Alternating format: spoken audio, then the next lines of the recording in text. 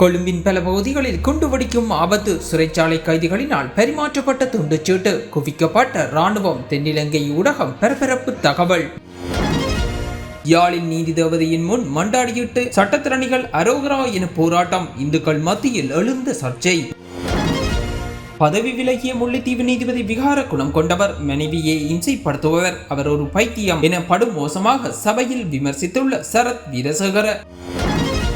இலங்கையில் மனிதர்களை நடைபெணமாக மாற்றும் ஜோம்பிஸ் ட்ரக்ஸ். நடுவீதியில் தத்தளிக்கும் பெண். வெளியான பரபரப்பு காணொளி. டயானாவை பெண்ணா என கூறிய எதிர்க்கட்சி எம்பி. கன்னத்தில் அறைவேன் என கொந்தளித்த டயானா. சபையில் கடும் மோதல். கொக்கு தொடுவாய் மனித புதைக்குழி விவகாரம். வைத்திய அதிகாரி வெளியிட்ட அதிர்ச்சி தகவல். உண்மைகளை மூடி மறைக்கப் போகும் அரசாங்கம். யாழில் திடீரென திறக்கப்பட்ட காரின் கதவில் மோதி மோட்டார் சைக்கிளில் பயணித்தவர் பரிதாபமாக உயிரிழப்பு. கொந்தளித்த ஊர் மக்கள். 104 வயதில் உலக சாதனை படைத்த மூதாட்டி. நெட்டிசன்களை கவர்ந்த வைரலாகும் காணொளி.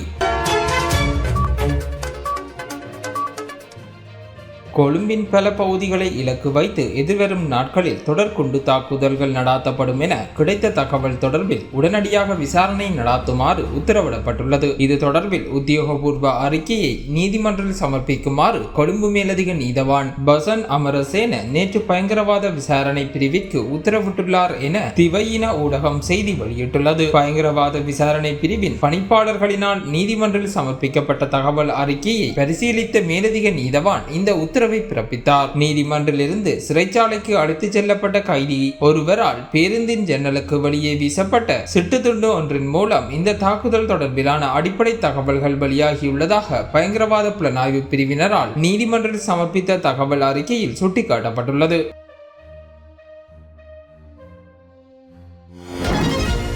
முல்லைத்தீவு நீதிபதி விவகாரத்தில் கண்டனத்தை வெளிப்படுத்தும் வகையில் யாழ்ப்பாணத்தில் மனித சங்கிலி போராட்டம் நேற்றைய தினம் முன்னெடுக்கப்பட்டிருந்தது. யாழ்ப்பாணம் மருதனார் மடத்தில் ஆரம்பித்து யாழ்ப்பாணம் நகர் வரையில் நீளுகின்ற ஓர் மனித சங்கிலி போராட்டமாக முன்னெடுக்கப்பட்டிருந்தது. அதன் போது கொக்குவில் சந்தையில் போராட்டத்தில் ஈடுபட்ட சட்டத்திறனிகள் உள்ளிட்டோர் நீதி தேவதையின் உருவச்சிலைக்கு கருத்த துணி கட்டி நீதி தேவதையின் கையில் உள்ள தராசு ஒரு பக்கமாக தாழ்ந்து இருக்கக்கூடியவாறு நீதி தேவதையின் உருவச்சிலையை காட்சிப்படுத்தி போராட்டத்தில் ஈடுபட்டிருந்தனர். அதன் பின்னர் சட்டத்தரணிகள் அரசியல்வாதிகள் என போராட்டத்தில் கலந்து கொண்டு நீதி தேவதையின் உருவச்சிலைக்கு முன் மண்டியிட்டு புதிய விதமாக நீதி கோரினர். இப்படியாக நீதி கோரும் போது அரோகரா என்பது இந்துக்களின் மிகவும் பிரதான சுலோகம். அதனை சுலபமாக கோஷங்களின் மத்தியில் பயன்படுத்தி கொண்டிருந்தனர். போராட்டத்தில் எதிர்ப்பினை வெளிப்படுத்துவதற்காக அரோகரா எனும் சொல்லை பயன்படுத்தியது இந்துக்களை அவமானப்படுத்தும் செயல் என பலரும் அதிருப்தியை வெளிப்படுத்தியுள்ளனர்.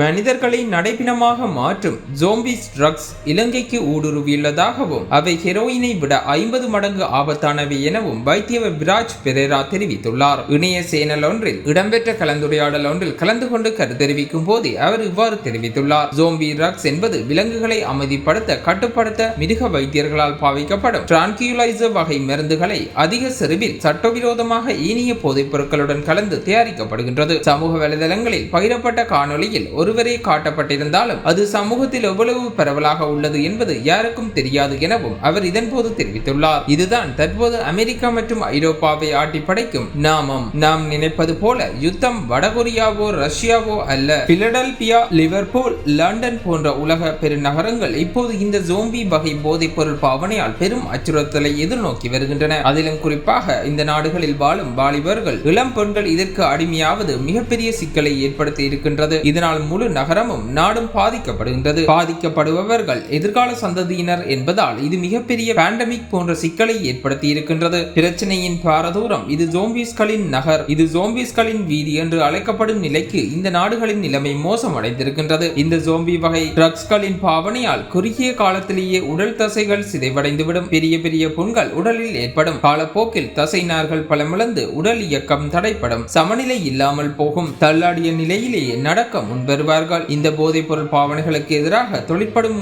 மற்றும் மீட்டெடுக்கும் எந்த மருந்துகளும் தற்போது பாவனையில் இல்லை. இதனால் இவ்வாறான சோம்பிக்கள் அதிக போதையினால் உயிரிழப்பை உடனடியாக சந்திக்க வேண்டி ஏற்படுகின்றது. இது அமெரிக்காவில் உள்ள மருத்துவர்களுக்கும் வைத்தியசாலைகளுக்கும் பெரும் சவாலாக மாறி இருக்கின்றது. அமெரிக்காவிலே கவலைக்கிடம் என்றால் நமது நாட்டில் சொல்லவா வேண்டும். நாட்டை ஆள்பவர்களும் சட்டத்தை நிலைநாட்டுபவர்களும் போதைப் பொருட்களில் லாபம் அடைவதால் போதைப் பொருட்களுக்கு உரிய தீர்வை கொண்டு வருவதில் அக்கறை காட்டுவதில்லை எனவும் வைத்தியர் விராஜ் பெரேரா மேலும் தெரிவித்துள்ளார். தன்னை தகாத வார்த்தை கொண்டு அழைத்ததாக ஐக்கிய மக்கள் சக்தியின் பாராளுமன்ற உறுப்பினர் மத்தும பண்டார மீது ராஜாங்க அமைச்சர் டயானா கமகே குற்றம் சாட்டியுள்ளார். என்னை மத்தும பண்டார பாராளுமன்றத்தில் வைத்து பெண்ணாய் என கூறியுள்ளார். உண்மையில் இது வார்த்தை ரீதியிலான பாலியல் துஷ்பிரயோகமாகும். இது நாட்டில் உள்ள 52% பெண்களையும் அவமதிக்கும் செயலாகும். பெண்கள் தான் பாராளுமன்ற உறுப்பினர்களை தேர்வு செய்கின்றார்கள். இந்த எம்பிக்களுக்கு பெண்களை அவமதிப்பதற்கான உரிமை கிடையாது. அவர் சிறப்புரிமை குழுவின் முன்கொண்டு வரப்பட்டு கடுமையாக விசாரிக்கப்பட வேண்டும் என டயானா கமகே தெரிவித்துள்ளார். இதேவேளை அவரை கன்னத்தில் அறைவேன் எனவும் டயானா கொந்தளித்துள்ளார் என்பது குறிப்பிடத்தக்கது.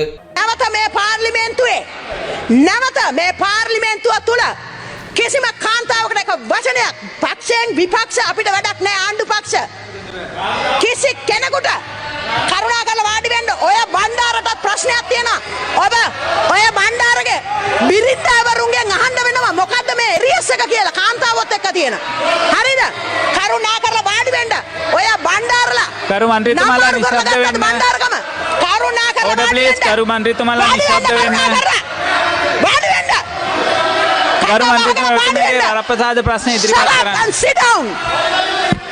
නිශ්ශබ්ද වෙන්න කරු මන්ත්‍රීතුමාලා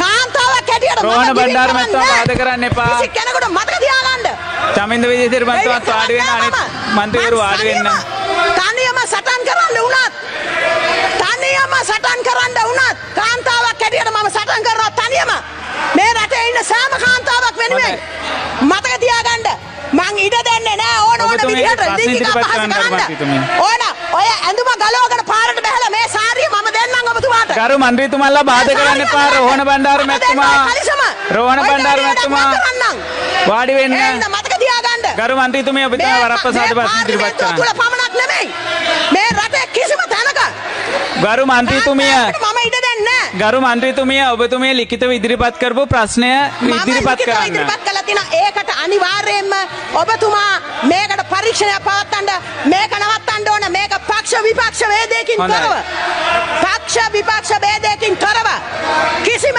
කාන්තාවකට මේක අපහාස කිරීම තහනම් හොඳයි බොහොම මේකේ අනිවාර්යයෙන්ම කමිටුවට වරප්‍රසාද කමිටුවට හරි ඒක මමයි තීන්දුව කරන්නේ ඔබතුමා මේ ප්‍රශ්නේ කියලා ඉවරද හොඳයි කාන්තාවන්ට බැල්ලියෝ කියන්න බෑ මේක ඇතුලේ මන්ත්‍රීවරයන්ට බල්ලියෝ කියන්න බෑ මේක ඇතුලේ කවුරු කියලාගෙන හිතාගෙන දින්නේ හරි බොහොම ස්තුතියි කවුරු කියලා හිතාගෙන දින්නේ ගරු මන්ත්‍රීතුමිය විසින් හම්බුල් පාරක් කාපු දවසට මේ පාර්ලිමේන්තුවේ ගරු මන්ත්‍රීතුමිය ඉදිරිපත් කරන ලද වරප්‍රසාද ප්‍රශ්නය වරප්‍රසාද කමිටුවට යොමු කරනු ලැබේ මතක තියාගන්න கொக்கு தொடுவாய் மனித புதைக்குழி அகழ்வு பணி மீண்டும் ஆரம்பிக்கப்படாமல் நிறுத்தப்படக்கூடிய சூழலே காணப்படுவதாக சட்ட வைத்திய அதிகாரி வாசுதேவ தெரிவித்துள்ளார். மீண்டும் அகழ்வு பணிகள் எப்போது ஆரம்பிக்கப்படும், ஏற்கனவே எடுக்கப்பட்ட 17 உடற்கூற்றுக்கான பரிசோதனை முடிவுகள் எப்போது கிடைக்கப்படும் என முல்லைத்தீவு மாவட்ட வைத்தியசாலை சட்ட வைத்திய அதிகாரி கனக சபாபதி வாசுதேவவிடம் ஒன்றைய தினம் தொடர்பு கொண்டு வினவியுள்ளார்கள். அதற்கு பதிலளித்த அவர் முல்லைத்தீவு மாவட்ட செயலகத்தில் உள்ள பிரதான கணக்காளர் நிதி இல்லை என நேற்றைய தினம் கூறியுள்ளதாக அகழ்வு பணி நிறுத்தக்கூடிய சூழலே காணப்படுவதாகவும் உடற்கூற்று பரிசோதனை முடிவுகளும் தாமதமாவதற்கான சாத்தியக்கூறுகளை காணப்படுவதாகவும் தெரிவித்துள்ளார். முல்லைத்தீவு கொக்கு தடுவாய் மனித புதைக்குழியின் அகழ்வாய்வு நடவடிக்கைகள் கடந்த செப்டம்பர் மாதம் 6ஆம் தேதி ஆரம்பிக்கப்பட்டு செப்டம்பர் 15 வரை அகழ்வாய்வுகள் இடம்பெற்றிருந்தது. இவ் அகழ்வு பணியில் 17 எலும்புக்கூட்ட தொகுதிகள் மீட்கப்பட்ட நிலையில் குறித்த அகழ்வு பணியானது இடைநிறுத்தி வைக்கப்பட்டு அக்டோபர் மாதம் 3ஆம் வாரமளவில் இதே குழுவினரால் மீள ஆரம்பிக்கப்படும் என முல்லைத்தீவு சட்ட வைத்திய அதிகாரி கனக சபாபதி வாசுதேவ ஊடகங்களுக்கு கருத்து தெரிவித்திருந்தமையும் குறிப்பிடத்தக்கது. யாழ்ப்பாணம் கோண்டாவில் பகுதியில் வீதியோரம் நிறுத்தி வைக்கப்பட்டிருந்த காரின் கதவு திடீரென சாரதியால் திறக்கப்பட்ட நிலையில் வீதியில் மோட்டார் சைக்கிளில் பயணித்தவர் மோதுண்டு விபத்துக்குள்ளாகி சம்பவ இடத்திலேயே உயிரிழந்துள்ளார். காங்கேசன்துறை வீதி கோண்டாவில் உப்புமடம் சந்தி பகுதியில் நேற்றிரவு இந்த விபத்து இடம்பெற்றுள்ளது. விபத்தில் தாவாடியைச் சேர்ந்த லோகராசா தர்சன் என்ற குடும்ப தலைவரை இவ்வாறு உயிரிழந்துள்ளார். அவர் மேசன் தொழிலாளி என விசாரணையில் தெரிய வந்துள்ளது. சம்பவ இடத்துக்கு வருகை தந்த போலீசார் உயிரிழந்தவரின் சடலத்தை மீட்டு யாழ்ப்பாணம் போதனா மருத்துவமனைக்கு அனுப்பி வைத்துள்ளதுடன் விபத்துக்கு காரணமான காரினை அங்கிருந்து எடுத்துச் செல்ல முற்பட்ட போது அப்போதியில் கூடியவர்கள் முரண்பட்டுள்ளனர். உரிய விசாரணைகள் இடம்பெறாது சடலத்தை அப்புறப்படுத்தியதுடன் விபத்துக்கு காரணமான காரினை போலீசார் எடுத்துச் செல்வதை அனுமதிக்க முடியாது என அவர்கள் தெரிவித்துள்ளனர். இதனால் அந்த பகுதியில் பதற்ற நிலை ஏற்பட்டுள்ளது. விபத்தை ஏற்படுத்திய காரின் சாரதி போலீசில் சரணடைந்த நிலையில் கைது செய்த போலீசார் விசாரணைகளை முன்னெடுத்துள்ளனர்.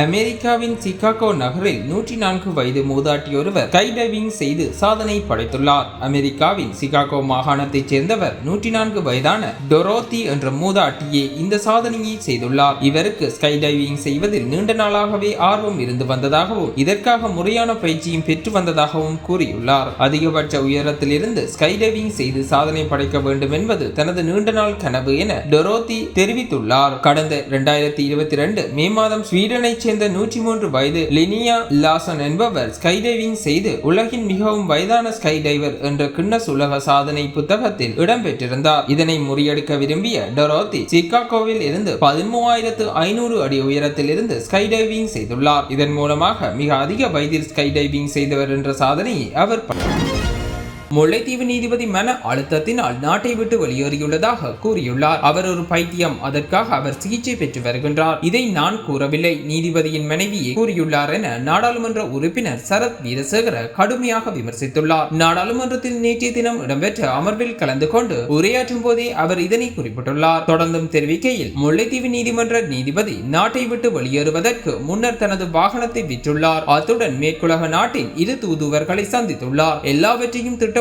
செய்து நாட்டை விட்டு வெளியேறியதன் பின்னர் தனக்கு உயிர் அச்சுறுத்தல் என்று நீதிபதி குறிப்பிடுவது முறையற்றது. முல்லைத்தீவு நீதிபதிக்கு நான் அச்சுறுத்தல் விடுத்திருந்தால் என்னை கைது செய்திருக்கலாம். எனக்கு எதிராக பிடியாணை பிறப்பிக்கும் அதிகாரம் நீதிபதிக்கு உண்டு. கொந்தூர் மலைக்கு சென்று நான் அந்த நீதிபதிக்கு அச்சுறுத்தல் விடுத்ததாக ஐக்கிய மக்கள் சக்தியின் நாடாளுமன்ற உறுப்பினர் துஷார இந்துனில் என்னை அந்த அரசியல்வாதி என கூறி குறிப்பிட்டுள்ள கருத்து வெறுக்கத்தக்கது. கொந்தூர் மலைக்கு நான் சென்றிருந்த போது அந்த இடத்திற்கு முல்லைத்தீவு நீதிமன்ற நீதிபதி வருகை தந்திருந்தார். அந்த வேளையின் போது வடக்கு மாகாண சபை முன்னாள் உறுப்பினர் ரவிகரன் அவருடன் உரையாடி கொண்டிருந்தார். அவருடன் நன்றாக உரையாடிய நீதிபதியுடன் நான் உரையாட அனுமதி கோரிய போது அதற்கு நீதிபதி அனுமதி வழங்கவில்லை. அதன் பின்னர் நான் அமைதியாக இருந்தேன். ஏனெனில் நான் சட்டத்தை மதிக்க தெரிந்த ஒரு படை வீரன். வடக்கு மற்றும் கிழக்கு மாகாணங்களில் பௌத்த மரபுரிமைகளின் திட்டமிட்ட வகையில் அளிக்கப்படுகின்றன மற்றும் வடக்கு கிழக்கில் சிங்கள பௌத்தர்களுக்கு வாழ்வதற்கு இடமில்லை. ஆனால் 52% தமிழர்கள் தெற்கில் சிங்களவர்களுடன் வாழ்கின்றார்கள். எவ்வித முரண்பாடுகளும் இல்லை. ஆகவே யார் இனவாத நோக்கத்துடன் செயற்படுகின்றார்கள் என்பதை சிறந்த தமிழர்கள் விளங்கிக் கொள்ள வேண்டும். கொந்தூர் மலையில் பௌத்த மரபுரிமைகள் அளிக்கப்பட்டுள்ளன.